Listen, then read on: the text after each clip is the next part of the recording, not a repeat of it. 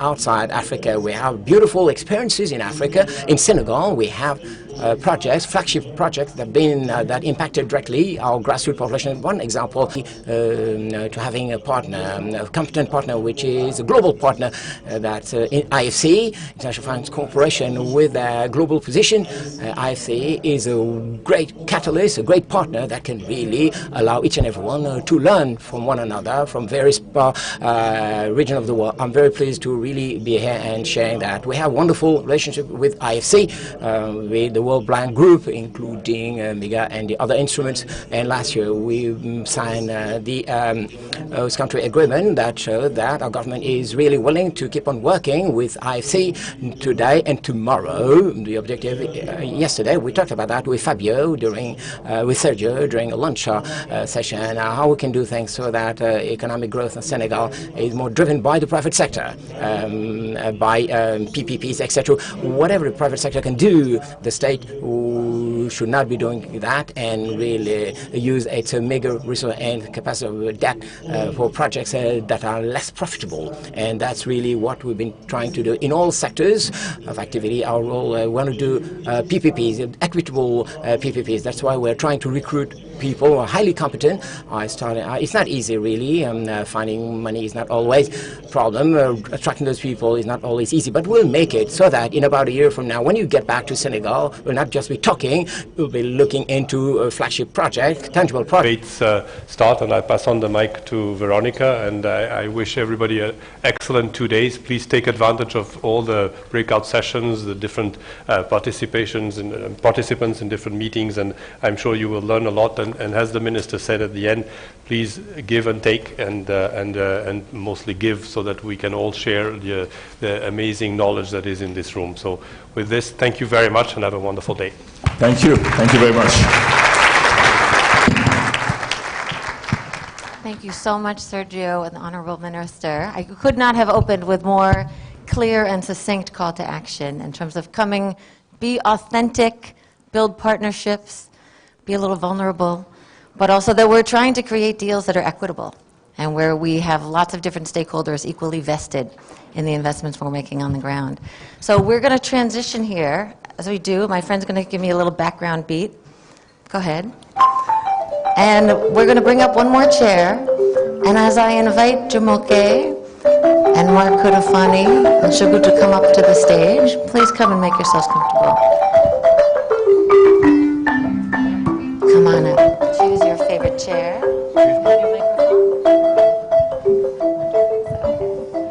And while we're setting up, Marie-Claude, you work with One Drop, and One Drop is the partner of Centre Culturel Corée. And I just wanted to ask you quickly, this concept of social animation, how are you using it and where, very quickly? Okay, thank you.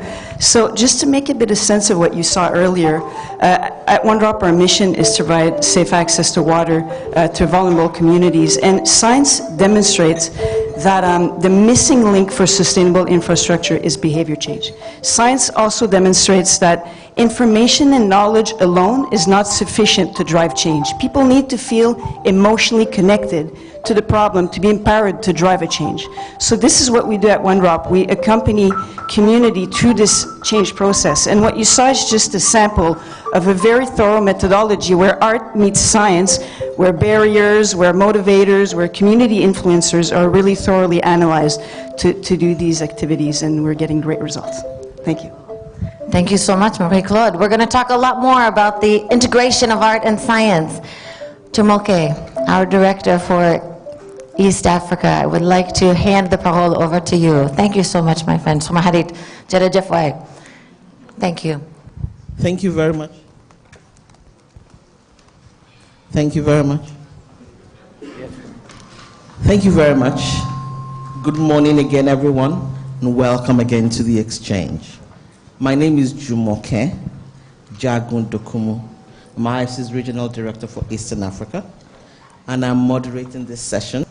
Companies in emerging markets need to build trust with various stakeholders, not only in emerging markets, actually companies globally. Need to build trust with stakeholders to ensure sustainability and their license to operate. The public is also holding companies to more exacting standards, i.e. they're holding their feet to the fire. This trend will continue as millennials, who today represent 35% of the global workforce, focused on even more sharply on development impact. And as you all know, we've been powering practical approaches on sustainability for several years. Sergio reminded you all this exchange started 10 years ago. And we increasingly work with companies in the sustainability space, environmental, social, and governance best practices. We introduced the environmental and social performance standards, which are now a global benchmark, the disclosure and transparency program. Just this year in April, we launched the impact investment principles. The reason I go into this is that it's to demonstrate that this is an important point for us, for our partners, and those partners, I would say, are a proxy for those partners is Mark and Shungu here with us this morning. So without further ado,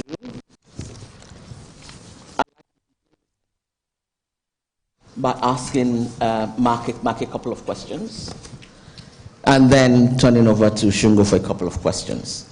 And Mark, I'll start with a low ball. How did you end up in mining?